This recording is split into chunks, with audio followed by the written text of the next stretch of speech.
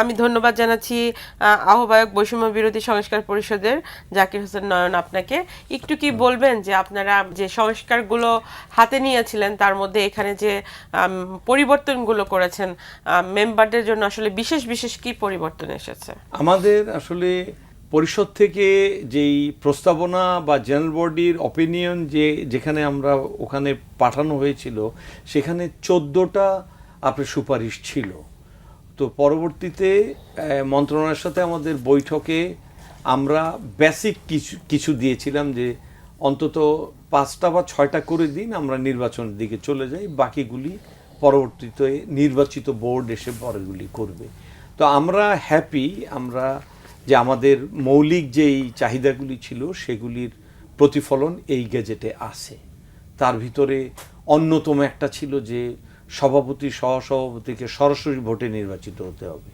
এটা দীর্ঘদিন এখানে নির্বাসিত ছিল, সুতরাং একটা শর্টকাট হইতে একটা ইলেকশন ইঞ্জিনিয়ারিং করে ধরেন উপরের থেকে ওহি নাজিল হইতো, এসে প্রেসিডেন্ট হয়ে যেত।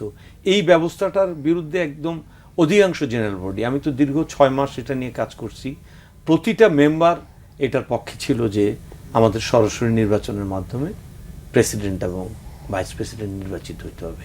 এটা এখানে আছে। আরও অনেকগুলি বিষয় আছে, যেমন বোর্ডের সংখ্যা কমানো আমাদের একটা ডিমান্ড ছিল। 80 জনের বোর্ড, এটা আমরা মনে করি একটা মাথাভারী প্রশাসন, কেউই কাজ করে না। আর নমিনেটেড যেটা আগে ছিল আমাদের 17 34 জন, এইটা কমানোর জন্য দীর্ঘদিন আমাদের জেনারেল বডির দাবি ছিল এবং একটা আইনের ফাঁক দিয়ে এটা দিনে দিনে বাড়ছিল।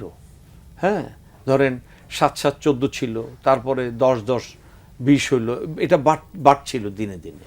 এটা বাড়তে বাড়তে এমন অবস্থা হলো শেষে এসে মানে নির্বাচিত পরিচালকের চাইতে নমিনেটেড মনে হয় যে বেশি হয়ে যাচ্ছে। এমন আমরা সবার সম্পৃক্ততার জন্য আমাদের একটা ডিমান্ড ছিল যে বড় চেম্বারগুলি যাদের দেশের অর্থনীতিতে গুরুত্বপূর্ণ অবদান রয়েছে তাদেরকে নেওয়া যেতে পারে, তবে সীমিত সংখ্যক। তো সেটাই এখানে হয়েছে। শুধু আমাদের আরেকটা শর্ত ছিল যে চেম্বার এবং অ্যাসোসিয়েশন থেকে একটা করে মহিলা চেম্বার, একটা আপনার হলো মহিলা অ্যাসোসিয়েশনকে দিতে হবে, বিকজ জেন্ডার ডিসক্রিমিনেশনটা দূর করার জন্যই আসলে ব্যবস্থা নেওয়া। আপনি জানেন যে আমাদের মহিলা এন্টারপ্রেনার এমনিতেই কম, তো তাদের সম্পৃক্ততাটা নিশ্চিত করার জন্য এটাকেও এখানে আনা হয়েছে। আর বোর্ডের সংখ্যা কমানো, ভাইস প্রেসিডেন্টকে কমানো হয়েছে। আগে যেমন ভাইস প্রেসিডেন্ট ছিলেন 7 জন, যেটা আসলে আমি জানি না ওয়ার্ল্ডের কোথাও একটা প্রেসিডেন্টের আন্ডারে 7 জন ভাইস প্রেসিডেন্ট প্রয়োজনও হয় না আসলে। এখানে অকারণেই এই পদগুলিকে রাজনৈতিক বিবেচনায় বা চাপের জন্য বাড়ানো হয়েছিল অতীতে। আমি নির্দিষ্ট কোনো সরকারকে ব্লেম দিচ্ছি না, অতীতে বাড়ানো হয়েছিল, আইনের সুযোগটা নেওয়া হয়েছিল। এখন এটাকে ফিক্স করে দেওয়া হয়েছে যে 3 জন, একজন প্রেসিডেন্টের আন্ডারে একজন সিনিয়র ভাইস প্রেসিডেন্ট থাকবেন, আর 2 গ্রুপ থেকে, একটা চেম্বার গ্রুপ থেকে, একটা অ্যাসোসিয়েশন গ্রুপ থেকে আরও 2টা ভাইস প্রেসিডেন্ট থাকবেন। তবে আইনের ভালো দিকটা হলো যে এদের প্রত্যেককেই, যে প্রেসিডেন্ট এবং ভাইস প্রেসিডেন্ট 3 জনকে সরাসরি উভয় গ্রুপের ভোটে আপনাকে নির্বাচিত। কারণ আপনি যখন ভাইস প্রেসিডেন্ট, আপনি কিন্তু অ্যাসোসিয়েশনের ভাইস প্রেসিডেন্ট না, আপনি এফবিসিসিআইয়ের ভাইস প্রেসিডেন্ট, বা আপনি প্রেসিডেন্ট হইলেন, আপনি কিন্তু এফবিসিসিআইয়ের প্রেসিডেন্ট, আপনি নট অ্যাসোসিয়েশনের বা চেম্বারের।